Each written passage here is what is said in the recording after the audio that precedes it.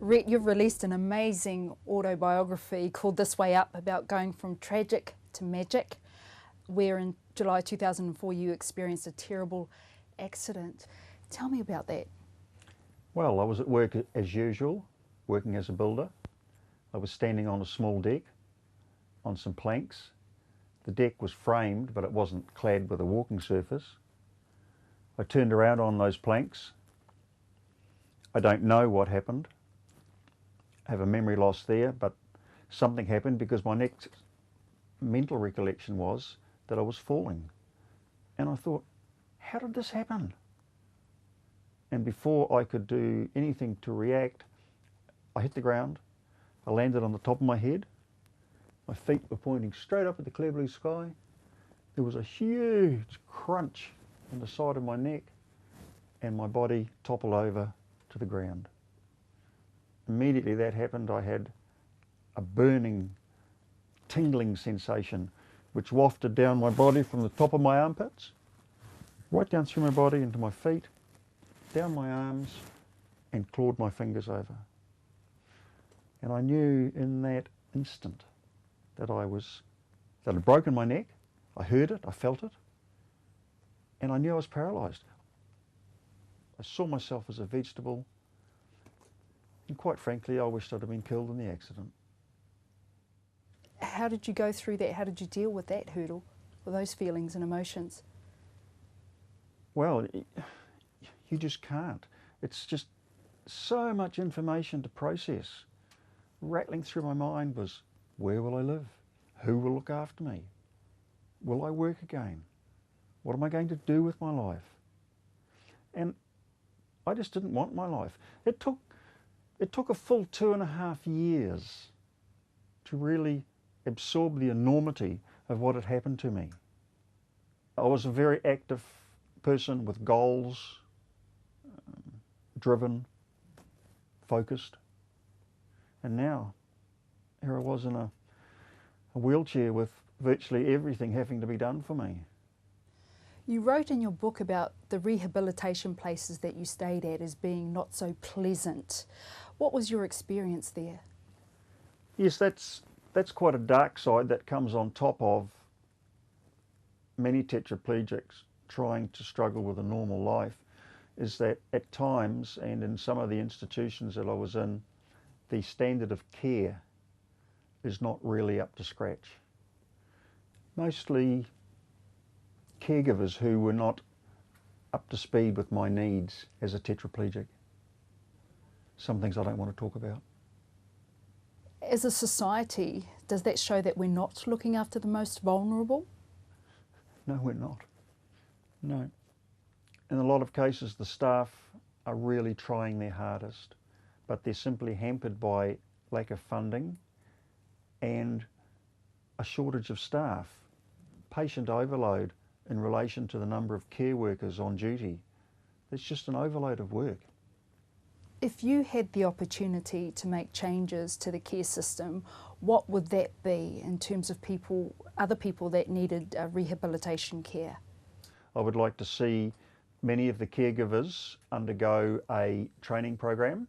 As they pass units, their remuneration increases so that they've got some focus, some goals to give them encouragement to carry on. In your book, you go into depth about your Christian faith. How did that come about?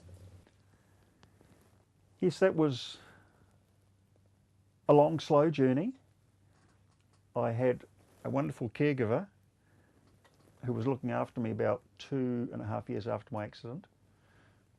She was a Christian, and she very, very gently, in many ways, pointed out to me that perhaps some of the good things that were happening to me were because of God. And I started to believe that I started to have more faith in God than what I had previously had. And one day in Whangarei, I went into Mania Park, which is a wonderful park we have there, and I went into the middle of the bush on a track in my wheelchair into the bush. The bush is my place of strength. I loved the bush. I'd been a professional hunter. for many years. I sat there in my wheelchair and I prayed to Jesus. I didn't know how to pray, I didn't know how to call him, but I sat there and prayed and I thanked him for what he had done so far. And at the end of it I cried. I burst into tears. I had this wonderful feeling in me. But at the same time I'm sitting here thinking, Rhett, what's going on? This is not you. You don't do this. But I had. And it felt wonderful. And I couldn't go back. So I started praying on a regular basis. I started thinking about God and Jesus. I started thinking about the coincidences that had happened in my life for the better. Finding a section that was just right for me happened in a coincidental way. Finding a house to build on that section happened in a roundabout, coincidental way. But they weren't coincidences. God was providing in his way. And the more I thought about it, the more I started thinking about things that had happened after my accident. I started thinking about my accident. I wanted to die then because I wanted to front up to God and say, listen, what had I done so bad in life? I deserve this. But I began to realise it wasn't God that caused my accident. He was there with his hand under me and just kept me off the ground with a little bit of force so that I wasn't killed. He saved me. He saved me, and it took me a long time to realise that. And once I did, it was an amazing thing. I began to worship in church.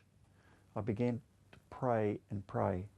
And the thing is, it dawned on me one day that in my praying, I had always been asking for things. I had always been asking. Never had I stopped to think and say thank you. And just stop and think about God for just a few seconds, 30 seconds. Thank you, God. I love you. I know you're there. Never had I done that, ever. So I did so by worshipping. And I remember the first day I went into church, I just rolled on up, wheeled myself in. I was 10 minutes late. The moment I walked through those doors, those double doors, there was a jolt in my body. And I felt as if something had lifted from me. I sat in the aisle. I didn't understand anything. I was a little bewildered, but I so wanted to be there. I did not turn around and go out. I stayed. And I still go there today. Now, you've emerged from this tragedy as an inspirational professional speaker, and you've made a point of bringing a message around the workplace called Zero Harm. Well, have you seen any improvements in the building industry as a result of your messages? I don't know if it's a result of my messages. I would like to think it is, but there has been improvement, certainly with the bigger construction companies, the bigger group housing schemes. They're all using scaffold now. They're all raising their game. But on the other hand, I still see builders using shonky practices for working at height for their boys and girls. Yes, some people aren't changing. They're still out there. Rhett, ngā mihi ki a koe. Thank you for sharing your story with us today. It's been a real pleasure. Thank you.